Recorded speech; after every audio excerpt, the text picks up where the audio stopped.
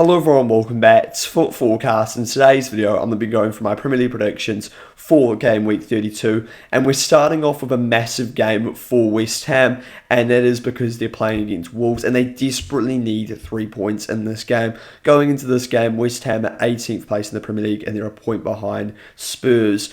And Wolves are in 20th place and they're 13 points behind Spurs. Wolves aren't staying up, but West Ham desperately need the win because you've got to be winning your games like this because it's a massive opportunity for them to get outside of the relegation zone. And they probably won't get an easier game than this for the rest of the season. In terms of the form of the two sides, West Ham are in decent form. They're taking 5 points in their last 5 games.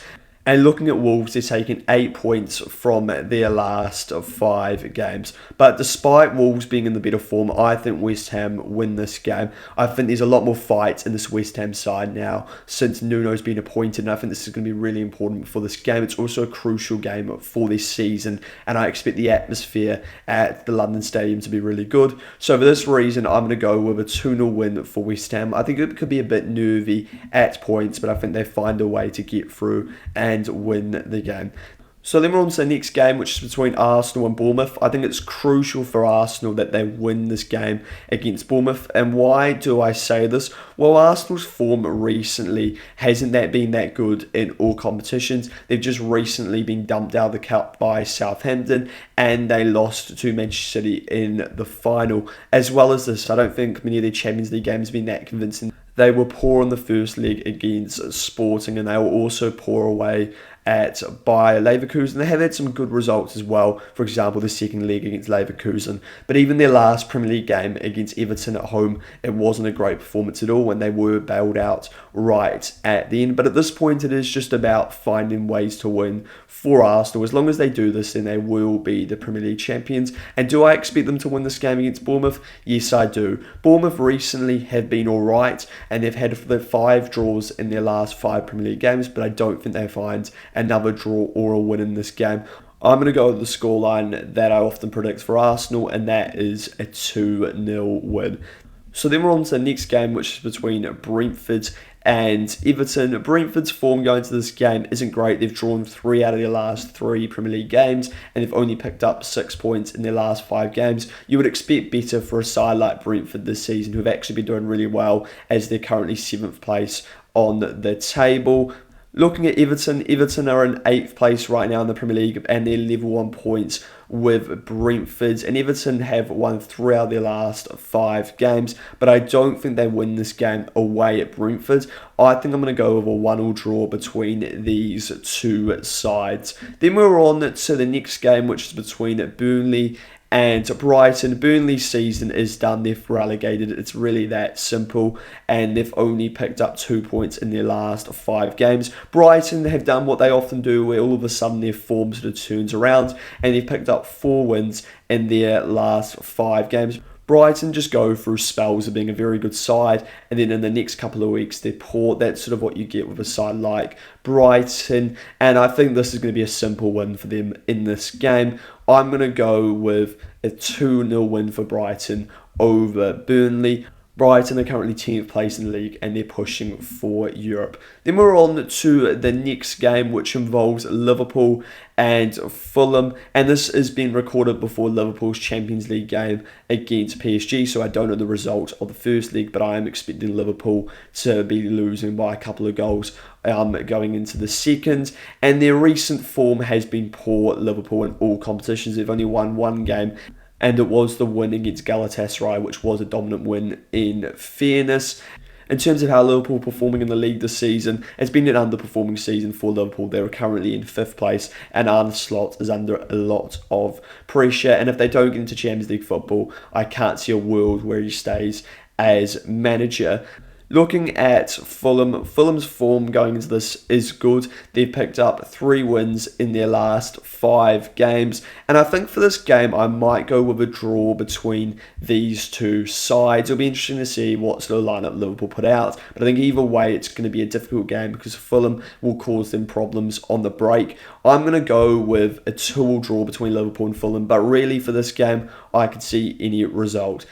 Then we're on to the next game, which is between Crystal Palace and Newcastle. Crystal Palace are now focused on the Conference League, so I wouldn't be surprised if they rest players for this game. Looking at Newcastle United, their form right now is poor. They've only won one game out of their last 5 in all competitions.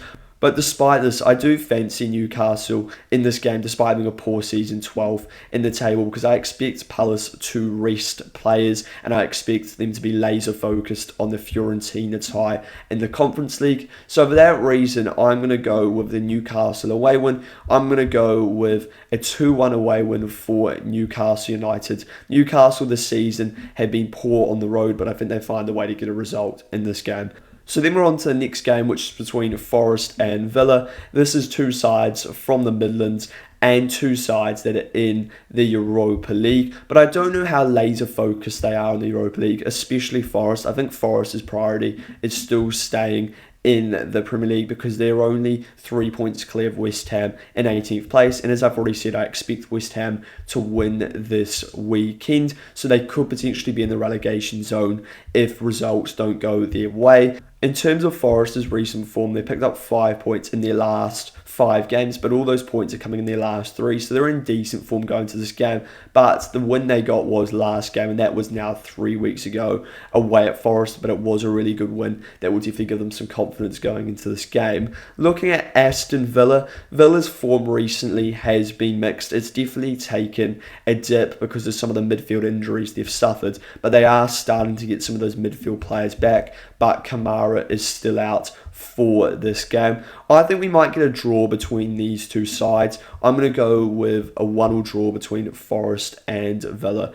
So then we're on to the next game, which is between Sunderland and Spurs. Sunderland have had a really good season. It's that simple. It doesn't matter what happens in these last 7 games. It's still a very successful season for them. For Spurs, it's the exact opposite. Spurs are still fighting relegation. And right now, I think they may be the favourite to go down. But they have appointed a new manager, De Zerbi, so it'll be interesting to see how Spurs play in this game. He'll be desperate for an early win to get some confidence into the players, but also the fans. But it's going to be a difficult game away at Sunderland, and I can't see them winning this game. I think it's going to be really difficult. And I'm actually going to go with the Sunderland win against Spurs. I'm going to go with a 2-1 win for Sunderland over Spurs. I could see Spurs taking an early lead in this game, but then I see them making a mistake, sort of maybe playing out from the back, and this will cost them. And then, as we've seen with Spurs so far this season, they've seemed to collapse under pressure, so I think this will happen once again. There's something that De Zerbi's really got to change, is sort of how Spurs respond to adversity. So then we're on to the next game, which is between Chelsea and Manchester City, and there's quite a few concerns going to this game for Chelsea. The key one for Chelsea is Enzo Fernandez, who's been suspended by the club, and Reece James, who's currently got a hamstring injury. And their form for Chelsea recently is poor. They've won 1 game in their last 5 in all competitions, and that was against Port Vale in the Cup, winning 7-0. And it's going to be a really challenging game against Manchester City because City is starting to look good. I thought they were excellent in the Cup final against Arsenal. I thought they got the tactics spot on, and then they were excellent against Liverpool, dismantling them 4-0. Liverpool were poor, but I thought City were very good in this game, sort of after the 35 minutes. In terms of what I expect a City win in this game. I'm going to go with a 3-1 away win for Manchester City in this game. This will keep the pressure on Arsenal, and it will put even more pressure on Liam Rosinha in terms of getting in the Champions League next season. Then we're on to the next game, and it's between Manchester United and Leeds. There are some injury concerns potentially for Manchester United. Brian Mbeumo and Sesko pulled out of international duty, so it'll be interesting to see if they're available for this game, or were they more pulled out because they just wanted to give a rest to their players.